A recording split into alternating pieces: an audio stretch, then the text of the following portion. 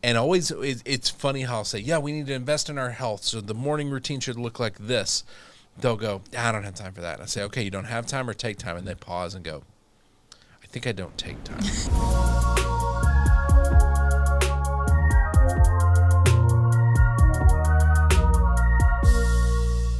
Hey everybody, welcome to the Leader Lab. This is Leadership Shorts. Quick thoughts to help you level up your leadership. My name is Chad Wright. I'm the founder of Forward Partners, and I'm joined as always by my partner in podcasting and today goofiness, Emily Grace Deal. Emily Grace Deal, what are we talking about today? Well, we talk all the time about things we should be doing to be healthy leaders, yes. Right? And often get pushback. I don't have time. You have to have a consistent response to that. Oh my gosh, you have a consistent response to that phrase. We do, because I hear it all the time. I don't have time. And listen, I say it a lot too. Like this is something we as leaders, and I think we as Americans and we as just people in our current society, we are bad about saying, I don't have time. It's a pretty solid excuse, right? It is, and that's really the reality of it. Is sometimes it's absolutely true. We don't have time. Mm-hmm. Often it is not true. Often the question I ask is, I don't have time or I didn't take time.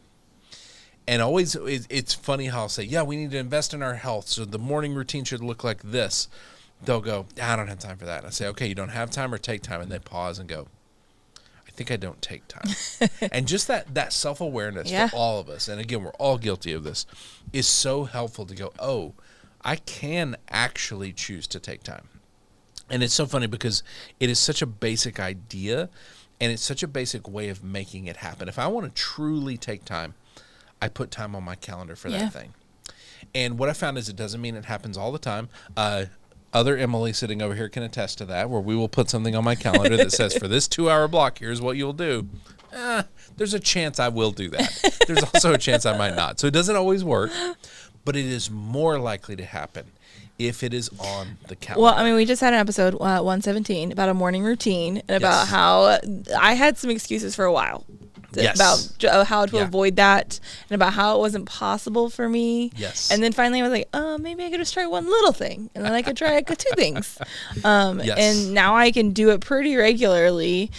Even though, and I just made time. You just wake up earlier, which means you might have to go to bed earlier, which means you just figure out how to make that time fit. And I'm hearing what you're saying, so much intentionality to make it happen. And that's the thing, is when we take time, it takes intentionality. Yeah. So when we say I don't have time, that excuse frees us from having to worry about it. Mm-hmm. And the reality is nothing is ever going to change if we keep saying, I don't have time. It's like we did an episode a few back where we talked about the quote that says, if you argue for your limitations, you get to keep your limitations. Right. If you argue that you don't have time, you will continue to not have time. It is like this perpetuating machine. Yeah, and I think a part of that too is like priority.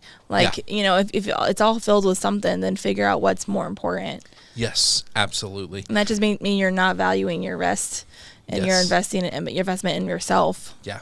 And I think sometimes when we default to that, I don't have time. Sometimes we're not valuing things in the right way. Sometimes we're afraid. Mm-hmm. Sometimes we're afraid to take on new things and try new things, and so the I don't have time just becomes a convenient excuse. Or we might think that we just have superpowers to fit it in whenever it's available. Oh, it'll fit in some time. Yeah, it's not important enough to go on the calendar. Never happening otherwise. And I think some of it too is that we are all genuinely overwhelmed a lot. Yeah, like that.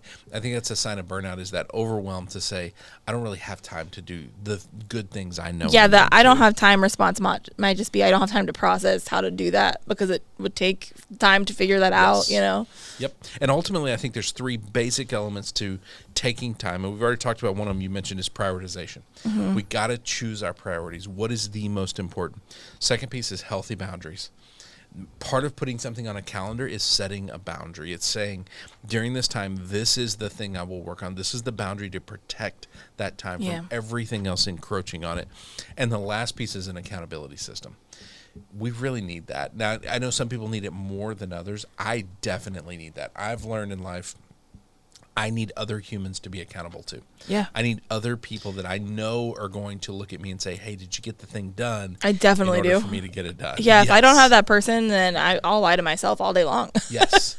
That's where this is also really valuable conversations for teams, because I think part of this is accountability, like you having your morning time and you're taking that, you're being intentional about that. we talk about those kind of things on a regular basis. Is that going well? Is it not? And so I think having that accountability matters a lot. Yeah.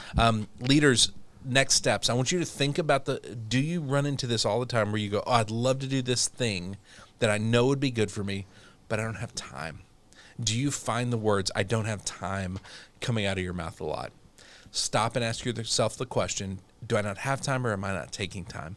Because there's a real distinction there. And if you're not taking the time, you can absolutely do it. I don't have time is really an excuse. There's a small percentage of the time it's absolute truth. Most of the time it's an excuse. And so think about, what do I need to do to take time? Usually it starts with prioritization. What are the most important things you need to invest in, especially if you're in a crazy season? To get out of that season, you often need different priorities. You can't keep doing the same thing. You're going to stay trapped. So what are those priorities?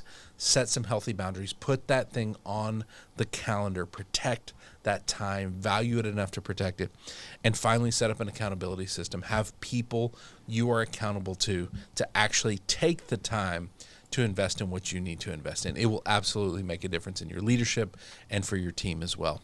Emily, if people want to send us ideas and quotes and things that they want us to wrestle with and talk about on the Leader Lab, where do they send that to? lab@forwardpartners.net. lab@forwardpartners.net. If they want to find us online, we are on LinkedIn, Facebook, Instagram. We're putting out leadership content all the time. Where do they find that? @ForwardPartner. @ForwardPartner. Emily, thank you for co-hosting this podcast. Thank you. John, thank you for producing.